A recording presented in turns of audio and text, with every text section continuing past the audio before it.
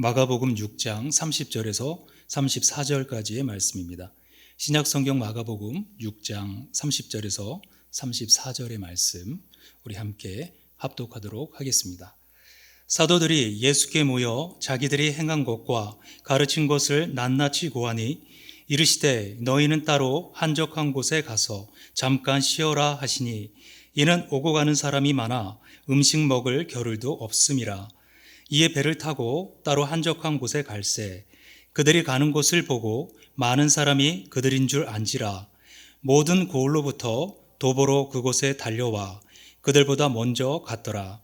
예수께서 나오사 그 무리를 보시고 그 목자 없는 양 같음으로 인하여 불쌍히 여기사 이에 여러 가지로 가르치시더라. 아멘.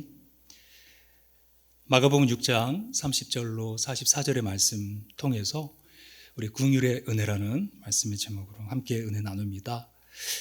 20세기의 독재자로 히틀러와 스탈린이 있습니다. 그들은 20세기를 피와 또 어둠으로 물들인 사람들이었습니다. 히틀러는 국가 사회주의와 민족주의를 내세워서 세계 2차 대전을 일으켰습니다. 스탈린은 공산주의로 시민들을 억압했고 가차없이 숙청했습니다. 이들의 공통점은 이 잔인함과 병덕스러움입니다. 그들의 마음속에는 긍휼함이 없었습니다. 역사는 스탈린에 대해서 이렇게 평가합니다. 그는 자신이 누구보다도 위대하다는 사실을 한 사람이라도 수긍하지 못하면 굉장히 비참하게 생각했다. 이 비참한 기분 때문에 그는 살아있는 모든 사람들에게 복수했고 특히 어떤 점에서든 자기보다 높은 위치에 있거나 잘난 사람들에게는 더욱더 악착같이 복수했다. 그는 속이 좁고 독살스러운 사람이다. 아니 사람이 아니라 악마다. 히틀러는 나의 투쟁이라는 책에서 이렇게 말했습니다. 좋은 인종에 속하지 않는 모든 사람들은 찌꺼기다. 대중이란 본능을 따르는 동물과 같다. 역사가들은 두 독재자들이 공통적으로 이 불안의식을 가지고 있었다 이야기합니다. 이들은 다른 사람들을 의심했습니다. 그리고 그 의심이 깊어져 사람을 억압하고 학대했습니다. 우리가 그들에게서 도저히 긍휼을 찾아볼 수 없는 이유입니다. 명예와 권력이 있는 사람에게 이 긍휼은 가장 중요한 덕목입니다. 다니엘이 바벨론 제국의 이 강력한 통치자였던 느부갓네살 왕에게 이렇게 말합니다. 그런즉 왕이여 내가 아뢰는 것을 받으시고 공의를 행함으로 죄를 사하고 가난한 자를 긍휼히 여김으로 죄악을 사하소서. 그리하시면 왕의 평안함이 혹시 장과리이다. 하나님께서 교만하고 잔인한 왕 이 느부갓네살을 벌하실 텐데 자기의 권세와 영광이 하나님께서 주신 것인 줄 깨달아서 지금이라도 공의를 행하고 가난한 백성에게 자비를 베풀어 그 죄를 속하기를 이 다니엘이 조언하는 것입니다. 다니엘은 잔인함 위에 세워진 나라는 지속할 수 없다. 이렇게 분명히 말합니다. 긍휼이 없는 권력은 위험하고 잔인한 힘은 이미 파멸의 씨앗을 잉태하고 있는 것입니다. 인간에게는 권리와 힘으로 더 많은 것을 추구하고 타인을 흠집내 깎아내리는 이 탐욕스럽고 잔인한 본성이 있습니다.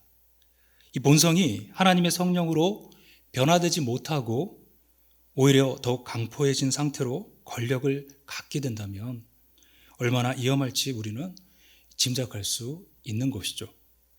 이 파괴적인 힘은 단지 큰 권력에서만 발휘되는 것은 아닙니다.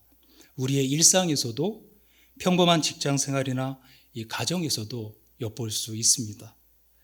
한 가정의 안과 이 밖에서 전혀 다른 모습으로 생활하는 사람들의 일화는 우리 주변에 얼마든지 있습니다. 밖에서는 다정하고 또 배려심 넘치고 또 책임을 다하는 그런 직장인인데 가정에서는 폭력을 휘두르는 이 남편과 아내의 이야기는 우리에게 그리 생소하지 않다는 것이죠. 이 평범한 잔인함은 우리에게 얼마나 긍휼함이 부족한지를 잘 보여주고 있는 것입니다.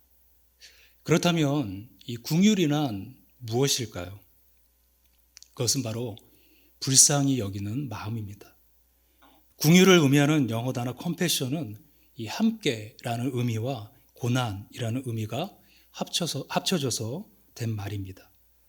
즉 고난에 함께 참여한다는 것입니다.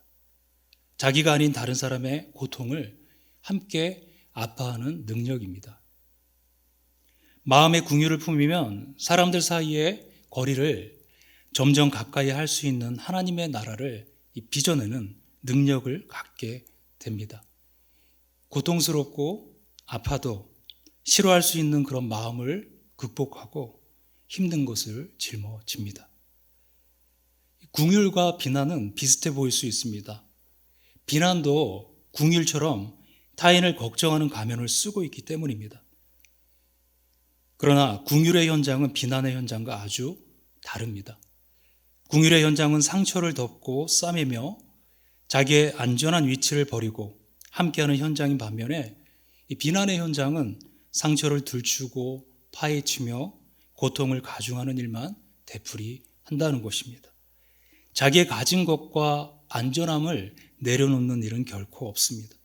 비난은 그래서 결국 자기와 다른 형제들을 함께 괴롭게 하고 하나님으로부터 멀어지게 만듭니다. 그러나 긍휼은 내 모든 것을 던져서라도 형제를 살려려 노력하고 그곳에서 하나님의 마음을 발견합니다. 자기의 가진 것, 권리, 힘, 또 능력과 소유를 사용해서 형제와 이웃을 살리고 자기 스스로도 하나님의 나라를 참으로 경험할 수 있게 되는 것입니다. 본문에서 우리는 예수님의 이러한 긍휼하심을 발견합니다. 예수님은 하나님의 나라를 가르치시며 선포하시고 제자들을 세상 속에 파송하셨습니다. 그리고 제자들은 수많은 하나님 나라의 이런 증거들을 가지고 세상에 나가 복음을 전하고 하나님의 나라를 선포했습니다. 제자들이 다시 돌아왔을 때 그들은 예수님께 이런저런 삶의 현장을 이야기해 드렸습니다. 그 이야기를 들으시고 예수님은 제자들을 쉬게 하셨습니다. 본문의 31절은 그 상황을 묘사한 곳입니다. 이르시되 너희는 따로 한적한 곳에 가서 잠깐 쉬어라 하시니 이는 오고 가는 사람이 많아서 음식 먹을 겨를도 없음이라. 예수님은 쉬시기 위해 배를 타고 한적한 곳으로 가셨습니다. 그런데도 사람들이 먼저 건너와 다시 몰려들기 시작합니다.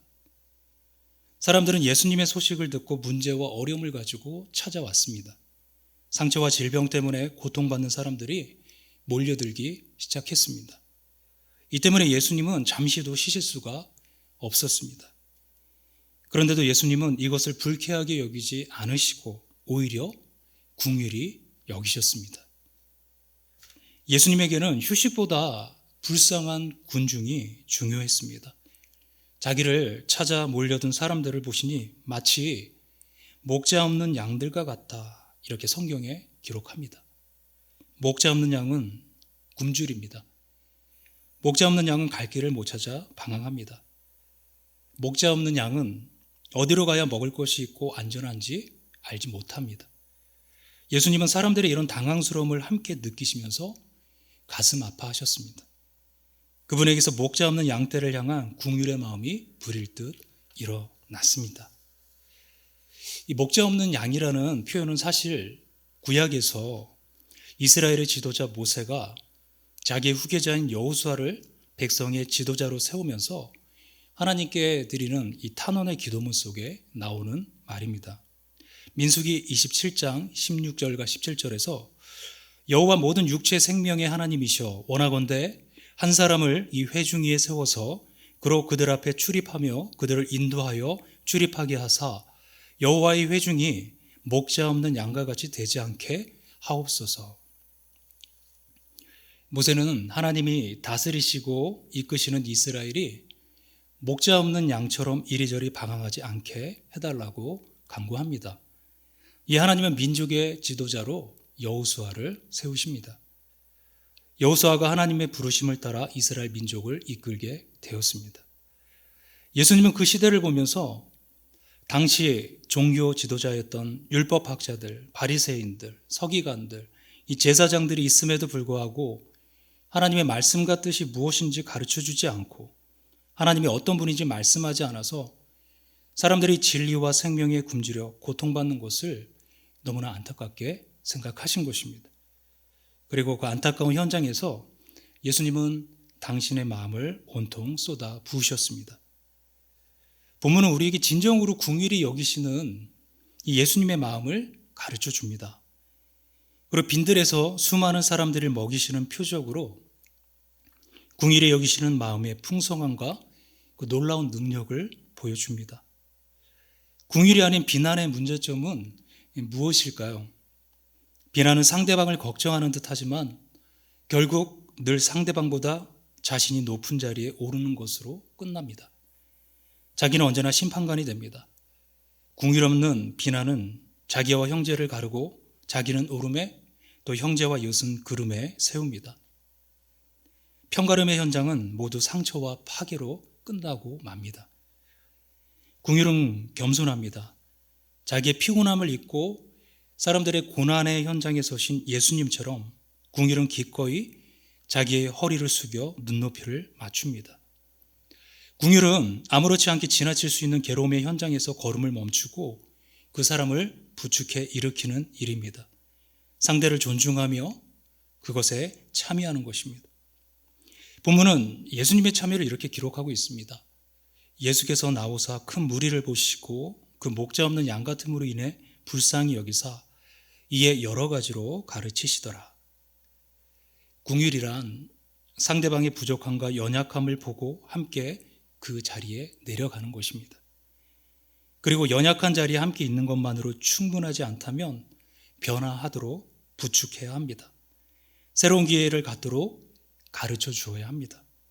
긍휼이 동정과 다른 점은 변화를 향한 격려와 부축에 있습니다. 긍휼이란 그 자리에 함께 들어가서 새롭게 변화시켜주고 새로운 기회 자리로 이끌어 나가는 것입니다. 긍휼이란 상대방을 억누르지 않고 부축하여 일어서도록 돕는 것입니다. 긍휼이란 상대방이 받기를 바라지 않고 주는 것입니다. 긍휼이란 하나님의 꿈과 비전을 존중하면서 함께 미래를 새롭게 엮어가는 것입니다. 본문에는 긍휼에 관한 특별한 말씀이 기록되어 있습니다. 예수님께서 긍휼함 때문에 특별히 하신 일이 기록되어 있습니다. 불쌍히 여기셔서 이에 여러 가지로 가르치시더라. 예수님이 병을 고치신 적도 있고 또 다른 말씀도 하셨지만 특히 오늘 본문에서는 불쌍히 여기셔서 가르치셨다 이렇게 기록합니다. 앞서 말씀드린 것처럼 이 독재자들은 결코 가르치지 않습니다. 그들은 백성을 조롱하고 억압합니다. 사람들이 절대 깨닫지 못하게 막아섭니다. 깨달은 사람을 숙청하여 사람들을 목매함 속에 묻으려 합니다. 자기의 정당치 못함을 가리려 하고 정직하지 못한 삶을 이장하려 합니다. 그런데 예수님은 그렇지 않고 이 천국 복음에 대해 열어두고 말씀하셨습니다. 하나님의 마음을 알려주시고 또 하나님 나라의 풍성함을 사모할 수 있도록 하셨습니다. 압제하고 수탈하며 괴롭히는 종교 지도자들이 하나님을 권위와 두려움으로 포장해서 사람들로 하여금 하나님을 알지 못하게 하는 일에 맞서서 그 하나님의 마음을 가르쳐 주셨습니다. 하나님의 용서를 알려주셨습니다. 하나님이 우리를 얼마나 사랑하시는지 보여주셨습니다. 공중의 새보다 들의 풀보다 우리를 사랑하시기에 그 빈들에서도 사람들을 어떻게 먹이시는지를 보여주며 말씀하셨습니다. 하나님을 알라, 그리고 나를 알라. 하나님이 얼마나 사랑스러운 분이신지, 그 하나님이 우리의 죄를 용서하시는 분임을 알라. 이제 하나님이 다스리시는 새로운 하나님의 나라가 이 땅에 왔다. 그리고 예수 그리스도를 믿으면 하나님의 자녀가 되고 하나님께서 기뻐하시는 새로운 존재가 된다 가르쳐 주셨습니다. 우리에게 새로운 자아의식을 부어주신 것이죠. 약속된 믿음 가운데서 새로운 꿈을 꾸게 하셨습니다. 그리고 새로운 삶의 자리를 향해 잔치를 베풀고 백성을 초청하시고 그들과 함께 만나신 것을 우리는 말씀을 읽을 때마다 확인할 수 있는 것입니다. 신앙인들만큼 말씀 배우기에 열정적인 사람들이 없을 것입니다. 우리는 하나님의 말씀을 배우고 함께 나눕니다. 자녀들을 말씀 위에 바로 세우려고 노력하는 것은 축복 중에 축복이라고 할 수 있습니다. 예수님께서는 빵의 세계, 물질의 세계보다 영적으로 깨우침을 받는 배움의 세계가 더 소중한 것을 아시고 불쌍히 여기며 가르쳐 주셨습니다. 이것을 통해서 새로운 역사가 이루어진 것입니다. 사람이 변하면 가정이 변합니다. 교회가 변합니다. 공동체가 변합니다. 예수님의 긍휼, 예수님의 사랑의 말씀으로 새로운 삶의 길이 열리는 것입니다. 말씀을 정리합니다. 우리는 예수님의 긍휼의 은혜를 입은 자들입니다. 우리는 그 예수님의 긍휼을 배워야 합니다. 그 마음으로 세상을 섬길 수 있어야 합니다. 비판하고 비난하는 것은 가르치지 않아도 됩니다. 그러나 사랑하고 긍휼을 베풀며 함께 나누는 것은 하나님 말씀 앞에서 마음을 다해 배워가야 합니다. 우리 모두가 하나님의 사랑을 경험하고 누리며 또 사랑과 긍휼을 베풀 수 있는 그러한 사람이 될 수 있기를 주님의 이름으로 축원합니다.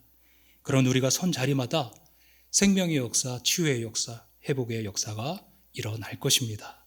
그러한 역사 가운데 나가는 우리 모두 되어지기를 주님의 이름으로 다시 한번 축원합니다. 함께 기도하겠습니다. 살아계신 하나님 아버지 감사합니다. 주님의 긍휼의 은혜를 입은 우리 모두가 주님 앞에 이 땅 가운데서 살아갈 때에 긍휼의 역사를 일으키며 또 주님께서 이 땅 가운데 주시려는 그 마음을 전달하는 축복의 전달자들, 긍휼의 전달자들이 모두 될 수 있도록 도와주시옵소서. 주님 앞에 우리 모두를 의탁하오며 거룩하신 우리 주 예수님의 이름으로 기도합니다. 아멘.